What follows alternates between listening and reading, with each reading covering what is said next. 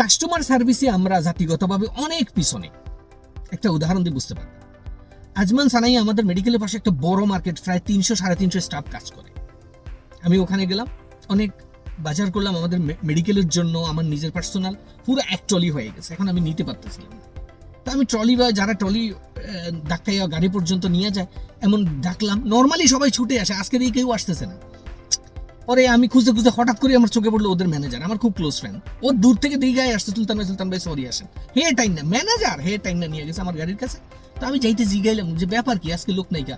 বলছে সুলতান ভাই আমাদের বাংলাদেশিদের ভিতরে সমস্যা আছে। আমি কি সমস্যা কি? সমস্যা হলো আগে যদি ট্রলি বয়রা গাড়িটা ফসা দেওয়ার পরে যে টিপস দিত, এটা যার যারটা পকেটে নিয়ে নিত। এখন যারা ভিতরে কাজ করে এরা তো টিপস পায় না, এখন সবাই চায় বাইরে ডিউটি করতো, ট্রলি নিয়ে যেত। এই জন্য আমরা কানুন করলাম যে যে যা টিপস পাবে একটা বক্সের ভিতরে ফেলাবে, দিন শেষে এগুলো বাগবাটোয়ারা করে সবাইকে দেওয়া। এতে রাজি না।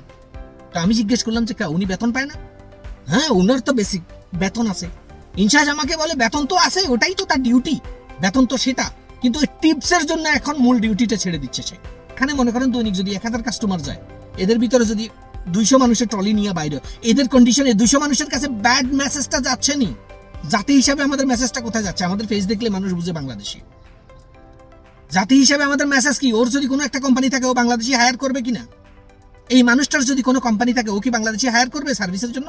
কাস্টমার সার্ভিসে ও মনে করবে বাংলাদেশিরা নিজের সুবিধার জন্য কাজ করবে, কোম্পানির জন্য না। তো নিজের সুবিধার জন্য কাজ করলে আপনাকে চাকরিটা কেটে দিবে। বিদেশে চাকরি, ভালো চাকরি, কাস্টমার সার্ভিসে চাকরি বাংলাদেশিরা কম কেন?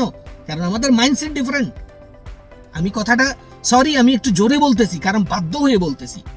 আমাদের মাইন্ডসেট পরিবর্তন করা লাগবে। কাস্টমার সার্ভিস টিপসের জন্য না, আপনার ডিউটি এটা।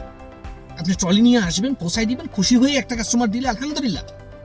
আর যারা ভিতরে কাজ করে তাদেরও হক আছে। এই মাইন্ডসেট থেকে আমাদেরকে বাইরে আসতে হবে।